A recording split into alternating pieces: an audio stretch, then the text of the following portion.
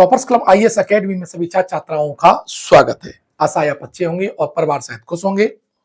आज हमारा जो टॉपिक है वो है एक जनपद एक उत्पाद योजना।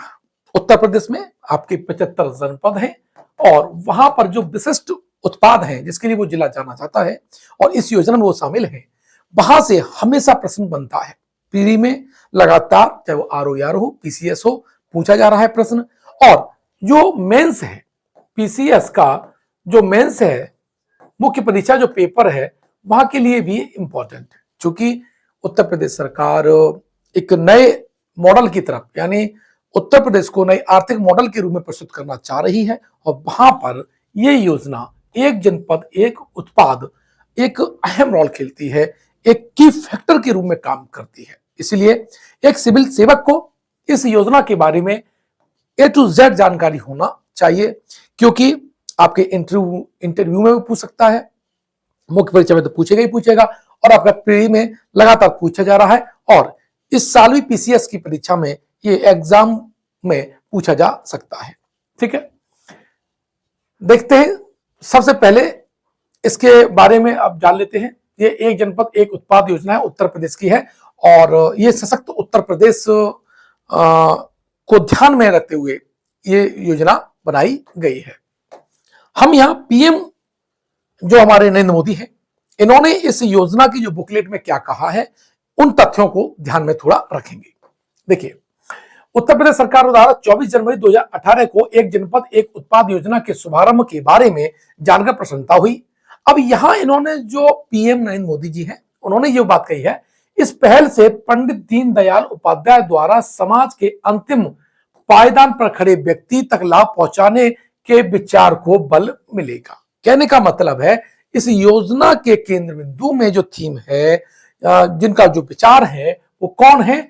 पंडित दीनदयाल उपाध्याय। साथ ही हमारे जो प्रधानमंत्री नरेंद्र मोदी जी कहते हैं कि गांधी जी के ग्रामीण विकास के लिए जिन बुनियादी चीजों की आवश्यक समझते थे, उनमें ग्राम स्वराज, ग्रामोद्योग और समग्र ग्राम विकास प्रमुख है। मेरे पास आज भी ये हिंद स्वराज एक पुस्तक है जो कि महात्मा गांधी की तरह लिखी हुई है और मैं जब इस योजना को पढ़ रहा था तो इसकी भी मैंने स्टडी की, क्योंकि ये मुख्य परीक्षा के लिए बहुत जरूरी पुस्तक है और इसकी जो मुख्य अवधारणाएं हैं और तकरीबन सरकार ने इस बात को फॉलो किया है जो गांधी जी ने बात सोची थी और इस योजना में भी उसको लाने की कोशिश की है, मतलब पूरा प्रयास किया गया है। ऐसा मुझे इस किताब को पढ़ने के बाद भी समझ में आया। हालांकि बहुत पहले इसको पढ़ी थी, द्वारा ये प्रकाशन संस्थान है, वहां से मिली थी, तो मैंने उसको ले आया।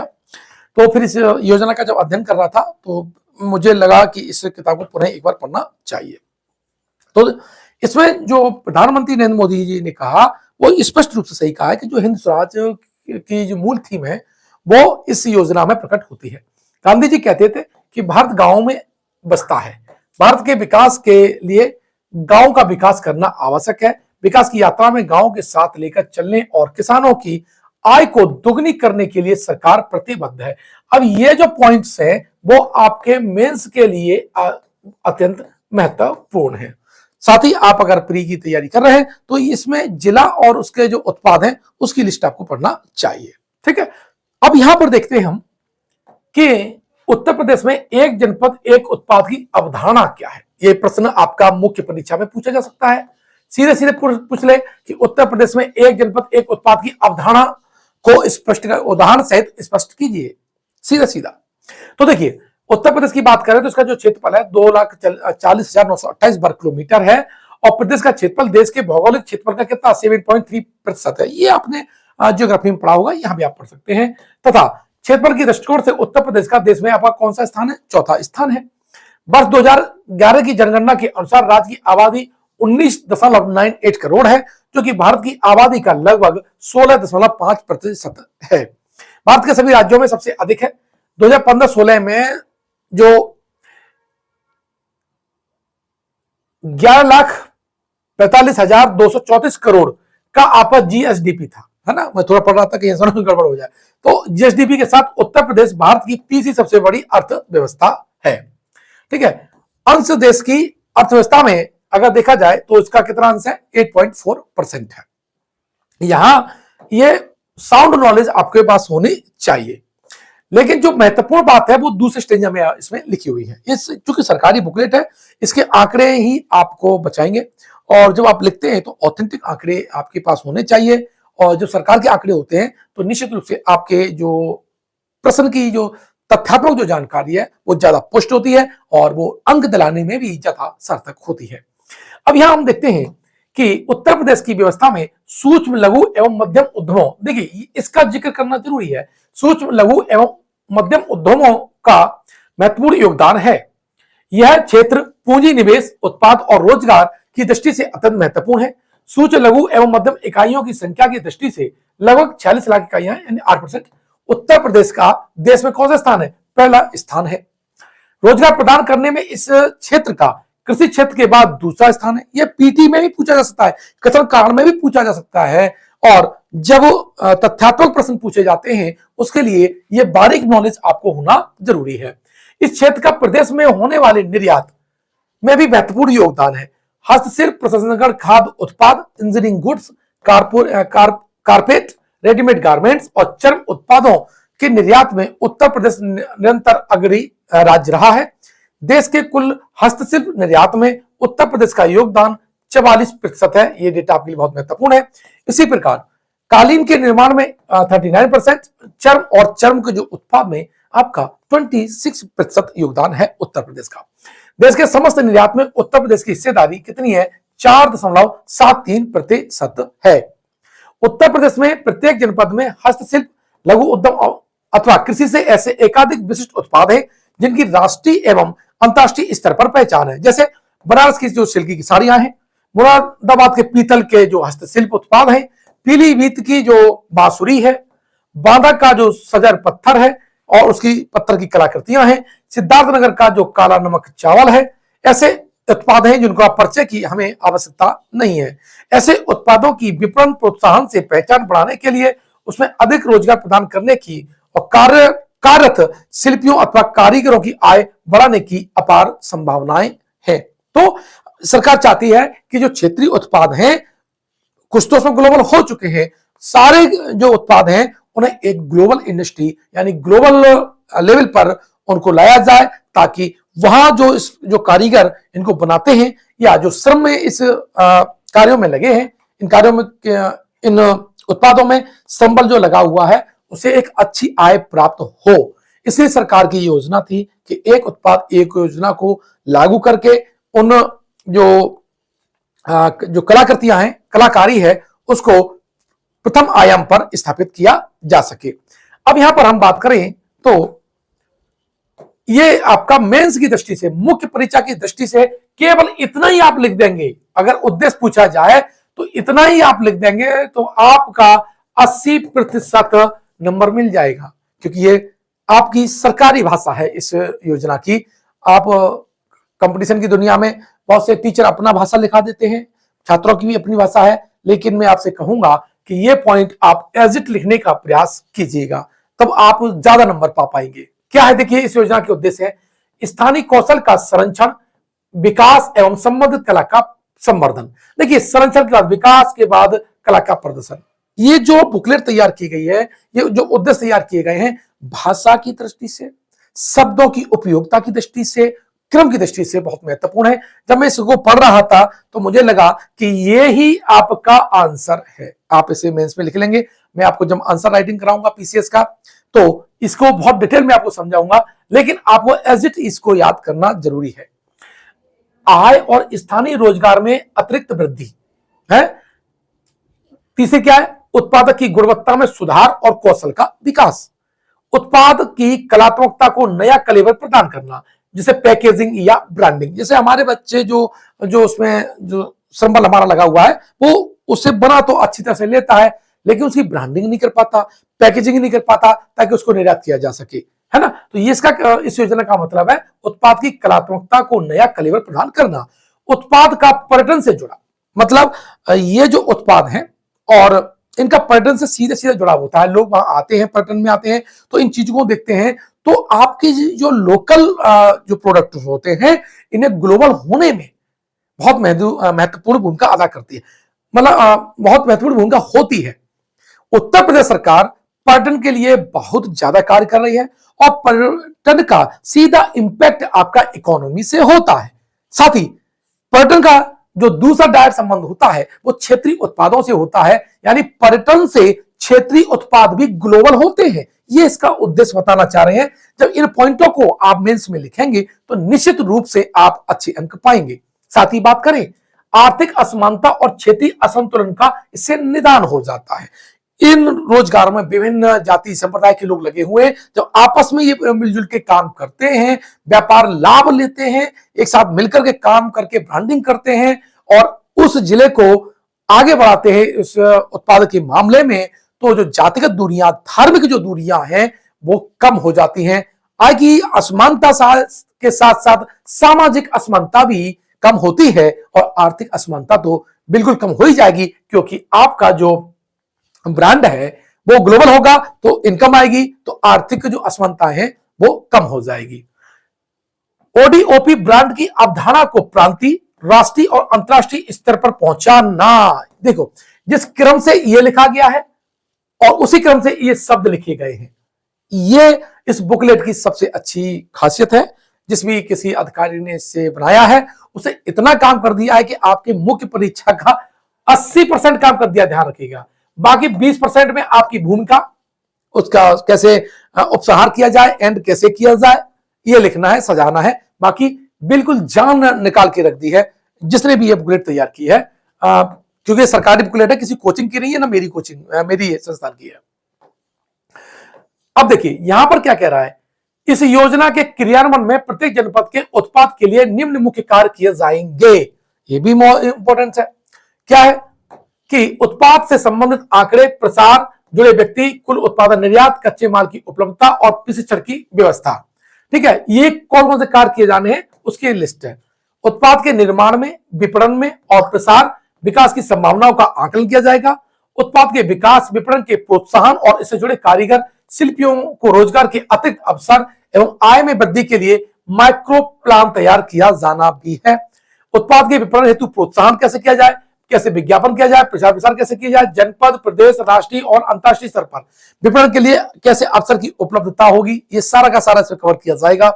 नई और कार्यरत, जो नई और जो पुरानी जो कार्यरत जो इकाइयां हैं उनके लिए वित्तीय संसाधनों की आवश्यकता, वित्तीय संसाधन उपलब्ध कराए जाने हेतु भारत सरकार की जैसे मुद्रा योजना है ना, प्रधानमंत्री रोजगार सृजन जो कार्यक्रम है, स्टैंड अप इंडिया योजना और प्रदेश सरकार की मुख्यमंत्री युवा स्वरोजगार योजना, विश्वकर्मा श्रम सम्मान योजना से समन्वय करके, है ना, इन सारी योजनाओं को एक साथ ला करके, जानकारी दे करके इन उत्पादों को आगे आपको बढ़ाना है। साथ ही स्वयं सहायता समूहों का भी गठन किया जाएगा सहकारिता बेस्ड पर। क्राफ्ट व्यवसाय का सामान और तकनीकी प्रशिक्षण भी मिलेगा और तकनीकी विकास भी किया जाएगा। ये जो आपका है यूपीपीसीएस में प्री के लिए भी इंपॉर्टेंट है, ध्यान रखना, प्री के लिए भी इंपॉर्टेंट है और मेंस के लिए भी इंपॉर्टेंट है। अगर आरओ और एआरओ का आप अगर री एग्जाम अगर होता है तो ध्यान रखिएगा, इस बार भी प्रश्न आया है, अगली बार भी प्रश्न पूछा जाएगा। इतना मान लीजिए ये बहुत महत्वपूर्ण योजना है आपके लिए। अगर हम बात करें इसमें तो प्रत्येक जिले की इसमें लिस्ट दे रखी है, नक्शे में आप देखेंगे। ठीक है, तो किस जिले में कौन कौन सा उत्पाद है ये आपको सरसरी तौर पे देख लेना चाहिएगा।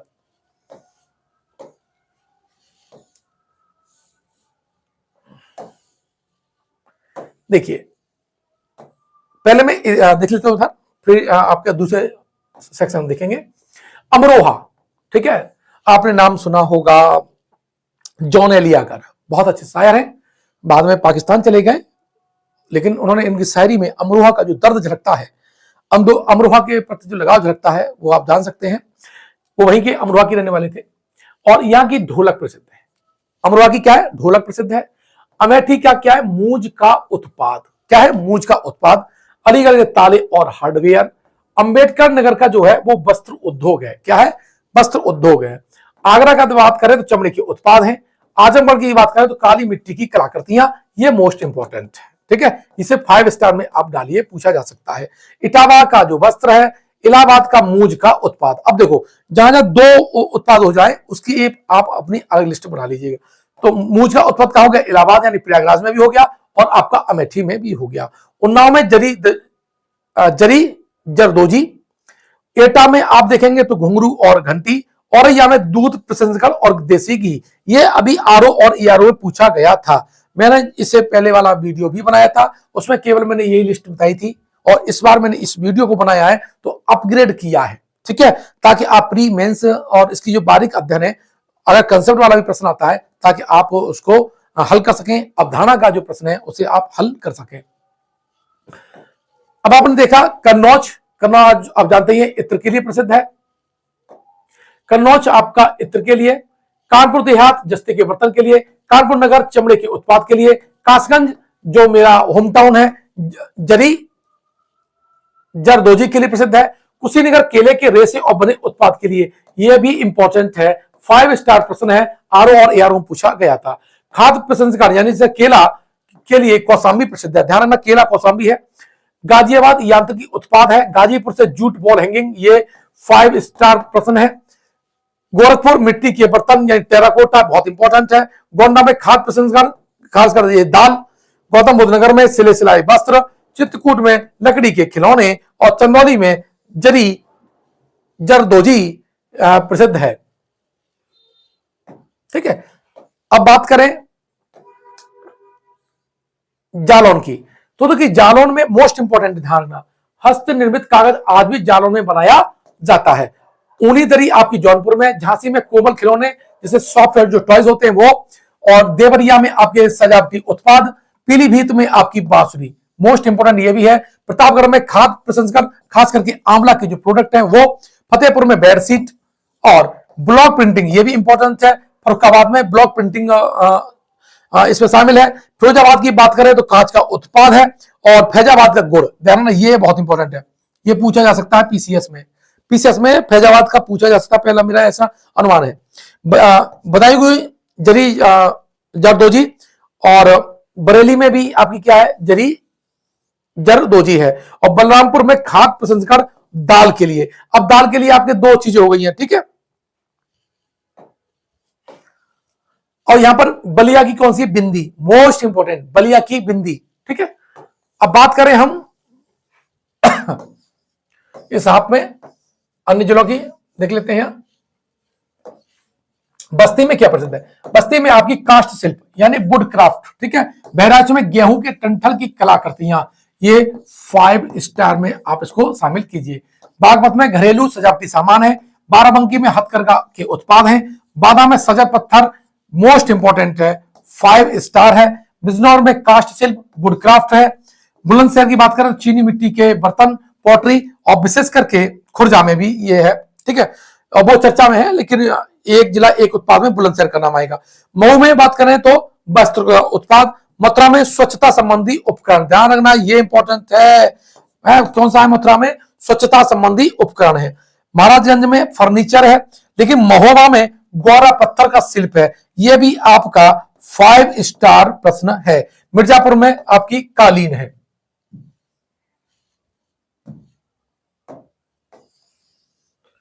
बात करें मुजफ्फरनगर की है, ठीक है। मुजफ्फरनगर की हम बात करें बच्चों तो मुजफ्फरनगर में आपका गुड़ है।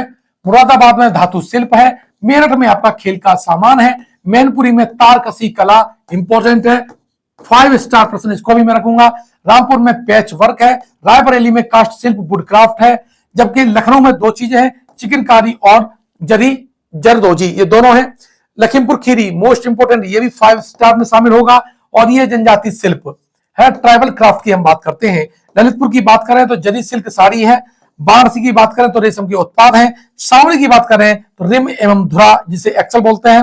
शाहजहांपुर की बात करें तो जरी जरदोजी है। श्रावस्ती की बात करें तो जनजातीय शिल्प की बात हो जाते हैं। तो जनजातीय शिल्प आपके लखीमपुर खीरी और आपके श्रावस्ती में है। संबल की हम बात करें तो मोस्ट इंपोर्टेंट है, यहाँ पर सींग और अस्थि के उत्पाद मोस्ट इंपोर्टेंट है। पीसीएस में ये पूछा जा सकता है। कौन से? जो मैंने 5 स्टार लगाया है उनको रट्टा मार दीजिएगा। अगर पीसीएस में पूछा जाएगा तो इन्हीं 5 में से 5-6 जो मैंने 5 स्टार दे रखे हुए हैं, इन्हीं में से आपका प्रश्न आ सकता है। लेकिन मैंने आपको 75 के 75 इसलिए करा रहा हूं ताकि आपको कोई रिस्क नहीं लेना है। बात करें सहारनपुर की, तो सहारनपुर में कौन सा है आपका कास्ट शिल्प और वुड कार्विंग है। सिद्धार्थनगर में खाद्य प्रसंस्करण यानी काला नमक चावल है, मोस्ट इंपोर्टेंट है ये सिद्धार्थनगर में। सीतापुर में दरी। सुल्तानपुर की बात करें तो मूंज का उत्पाद, ये भी आपका 5 स्टार है, और काला नमक भी आपका 5 स्टार ये प्रश्न है। सोनभद्र की बात करें तो कालीन है। संत कबीरनगर में पीतल के बर्तन है, ध्यान रखिएगा ये 5 स्टार है। पीतल के बर्तन संत कबीरनगर में भी है, और पीतल का जो उत्पाद है वो मुरादाबाद में भी है। संत रविदास नगर बात करें तो कालीन है। हमीरपुर में जूती, ध्यान रखना मोस्ट इंपोर्टेंट है, हमीरपुर में जूती। हरदोई में आपका हथकरघा। हाथरस की हींग बहुत इंपोर्टेंट है, और हापुड़ का घरेलू सजावटी सामान प्रसिद्ध है। ये आप लिस्ट बना लीजिएगा। इस तरह से मैंने आपको प्री और मेंस दोनों के संबंधित डेटा को डिस्कस कराया है, इससे आपका कंटेंट जरूर रिच होगा। अगर आप चैनल पर पहली बार आए हैं तो हमारे चैनल को सब्सक्राइब जरूर कर लीजिएगा, और एग्जाम की दृष्टि से ये टॉपिक बहुत महत्वपूर्ण है। आशा है आप इसे पढ़ेंगे, समझेंगे और याद कर डालेंगे। जिस तरह से मैंने पिछली बार आरओ और यारो में 92 प्रश्न फंसाए थे, और मेरी उम्मीद है कि इस बार 150 आएंगे पीसीएस में, ठीक है। और मेरी उम्मीद है कि मैं 130 प्लस फंसा के मानूंगा, ध्यान रखना। लेकिन आपकी जिम्मेदारी है, जो मैं आपको टॉपिक दे रहा हूं 250 टॉपिक लगभग मैं आपको डिस्कस कराऊंगा विभिन्न माध्यमों से, तो वहां से आपको बड़े आसानी से 130 प्रश्न मिल जाएंगे। आप उन वीडियो को देखिएगा, मैं जो टेलीग्राम में टेस्ट दूं उसको आप हल कीजिएगा। पूरा का पूरा लगभग पेपर वहीं से आने की प्रबल संभावना रहेगी। मेरा ऐसा ये प्रयास है। मिलते हैं नेक्स्ट वीडियो में, जहां मैं एक नए टॉपिक के साथ आपसे रूबरू होऊंगा। धन्यवाद।